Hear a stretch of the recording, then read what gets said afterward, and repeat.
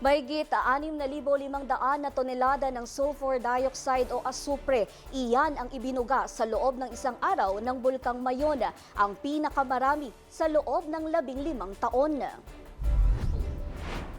Tumaas din ang average emissions ngayong Pebrero kumpara noong Enero, na indikasyon ng mas aktibong paglalabas ng gas mula sa bulkan. Bagamat walang kapansin-pansing pagdami sa pagguho ng bato, pyroclastic flows o lava activity, may naobserbang malakas na degassing at pagbuga ng abo mula sa tuktok. Ayon sa PBOX, maaring senyales ito ng bagong pagpasok ng magma na pwedeng magdulot ng karagdagang pagsabog. Nananatili sa Alert Level 3 ang Mayon, ngunit tumaas ang posibilidad ng lava fontaining o katamtamang pagsabog.